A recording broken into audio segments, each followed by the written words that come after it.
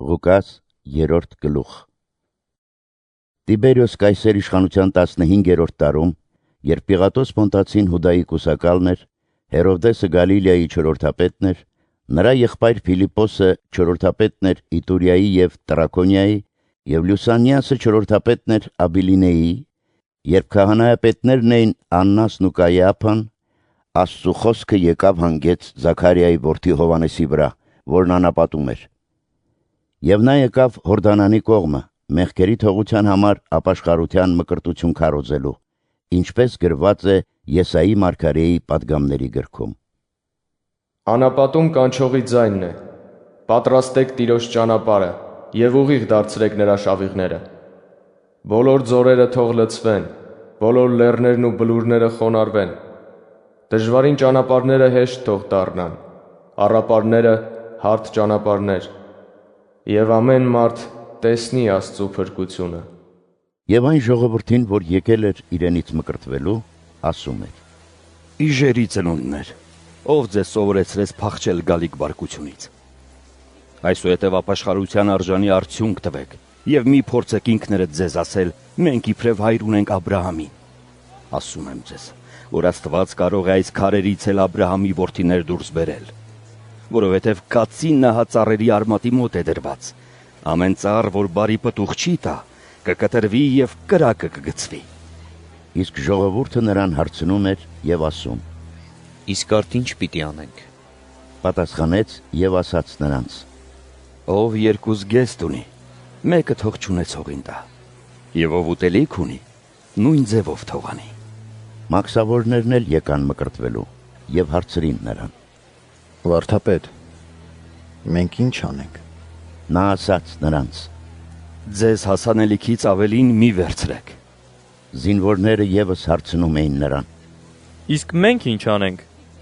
Նա ասաց նրանց. Ոչ ոքի մի նեղեք, ոչ ոքի մի զրպարտեք։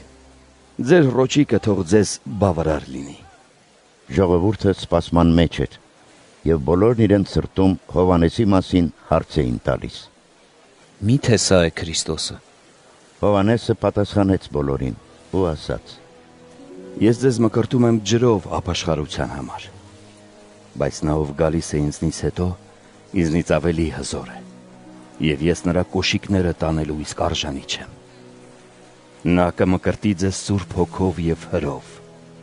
Նրա քամարն իր ձեռքում է, կմաքրի իր կալը, ցորենը կհավաքի իր շտեմարանների մեջ, իսկ հարդը կայրի անշեջ կրակով։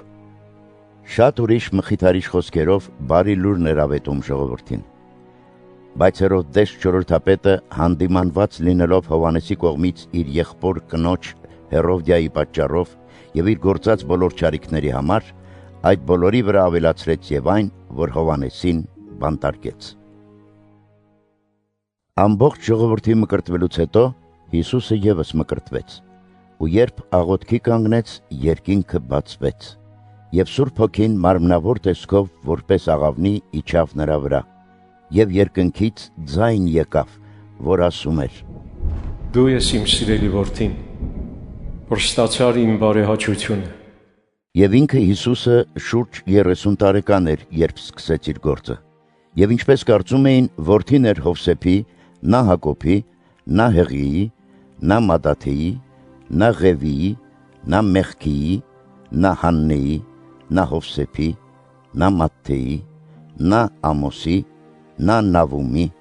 նա Էսղիի, նա Նանգեի, նա Մաաթի, նա Մատաթեի, նա Սեմեի, նա Հովսեքի, նա Հովդայի, նա Հովնանեի, նա Ռեսայի, նա Զորաբաբելի, նա Սաղաթիելի, նա Ներիի, նա Մեղքիի, նա Ադդեի, նա Կոսամի, նա Ելմոդադի, նա Երեի, նա Հեսուի, նա Եղիազարի, նա Հորամի,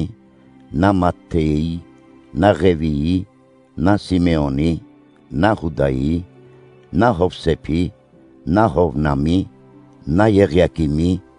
նա Մելլեի, նա Մեննեի, նա Մատտաթայի, նա Նաթանի, նա Դավթի, նա Հեսեի, նա Օվբեդի, նա Բոոսի, նա Սաղմանի, նա Նաասովնի, նա Ամինադաբի, նա Արամի, նա Ադմեի, նա Արնեի, նա Եսրոնի,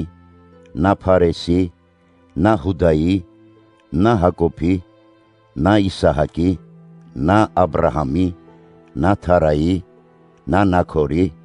նա Սերուքի, նա Ռագավի, նա Փաղեկի, նա Եբերի, նա Սաղայի, նա Կայնանի, նա Արփաքսադի, նա Սեմի, նա Նոյի, նա Ղամեքի, նա Մաթուսաղայի, նա Ենոքի, նա Հարեդի, նա Մաղաղայելի, նա Կայնանի, նա Ենոսի, նա Սեթի, նա Ադամի, նա